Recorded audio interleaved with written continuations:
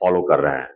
तो उद्धव ठाकरे जी की राजनीति जो आज ये स्थिति में पहुंची है, वो बाला साहब जी से उलट चलने के कारण ही आपकी ये स्थिति है।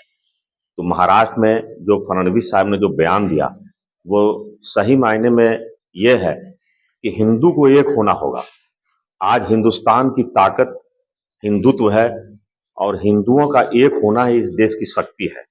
अगर जो लोग तुच्छ राजनीतिक फायदे के लिए हिंदुओं में फूट डालना चाहते हैं और सिर्फ तुच्छ राजनीतिक फायदे के लिए, तो वो केवल सत्ता की बात नहीं है।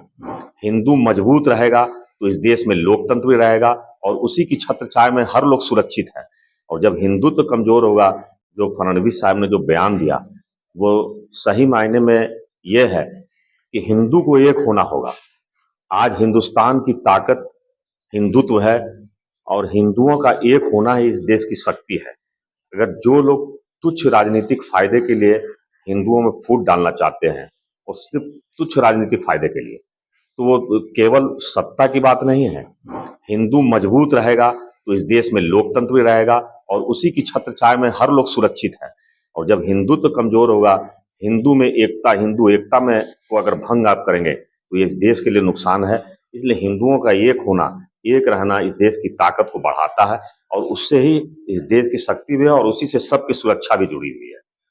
तो इसलिए हिंदुओं को तोड़ने की नीयत से अगर इस देश में राजनीति होगी तो ये देश के लिए भी बहुत नुकसानदायक है। और हिंदुओं को भी समझना होगा कि वो जात पात के नाम पर वो आपस में बैर नहीं करें।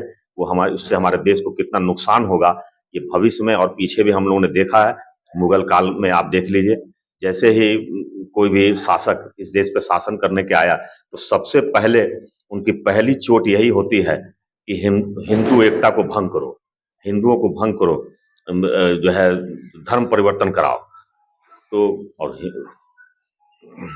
तो उससे क्या होता है कि हमारे देश को उसकी वजह से काफी कमजोर स्थिति हो जाती है। और हिंदुओं की एकता से इस देश की शक्ति बढ़ती है और वो हमारे देश के लिए बहुत फायदेमंद है। और इस देश में लोकतंत्र भी आज इसीलिए जिंदा है क्योंकि आज हिंदू यहाँ बहुसंख्यक है।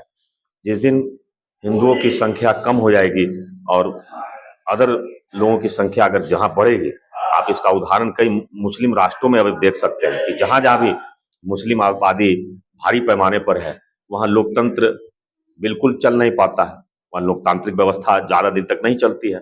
बगल के मुल्क में ही आप देख लें, हमारा पड़ोसी मुल्क जो हम ही से टूट के अलग होकर 47 में बना, लेकिन वहाँ लोकतंत्र की कितनी बार हत्या हो चुकी है। हिंदुस्तान में एक बार लोकतंत्र को चोट पहुंचाने की कोशिश की तो यहाँ की जनता ने उसका मुंह तोड़ जवाब दिया था। तो यहाँ तो लोकतंत्र हमारी ताकत है।